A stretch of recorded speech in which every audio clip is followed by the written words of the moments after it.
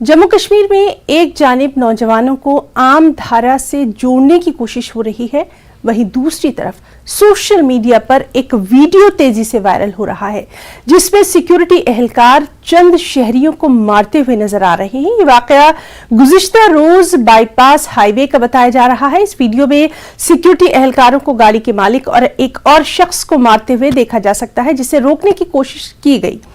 Police ने इस मामले में इस वीडियो में देखे जाने वाले सिक्योरिटी एहलकारों के खिलाफ एफआईआर दर्ज करके तफ्तीश शुरू कर दी है। श्रीनगर से इस पूरे मामले पर तफसीलात के साथ मौजूद हैं हमारे साथी परवेज भट्ट। परवेज, आपसे जानना चाहेंगे क्या है ये पूरा मामला और अभी तक इसमें क्या कुछ कार्रवाई की गई है?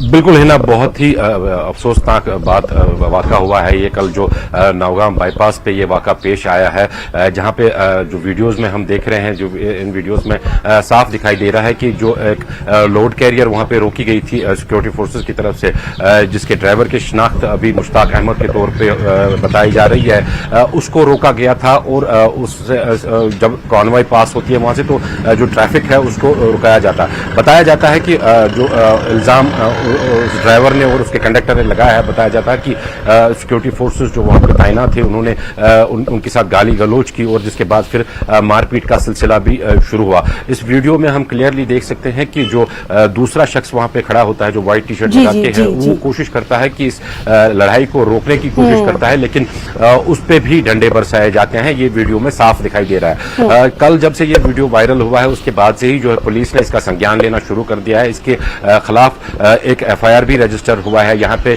सेक्शन 423 और 443 के तहत जो है इसमें केस रजिस्टर हुआ है इन सिक्योरिटी पर्सनल के खिलाफ और इनकी शिनाख्त की गई है, क्योंकि वीडियो पे साफ ये दिखाई दे रहे हैं। और दूसरी ओर जो है पुलिस अब इसकी इन्वेस्टिगेशन लगातार कर रही है। हमने देखा कि कल जो सोशल मीडिया नेटवर्क्स हैं, चाहे फेसबुक की बात करें या फिर ट्विटर की बात करें, तो काफी वायरल ये वीडियो हो गया था।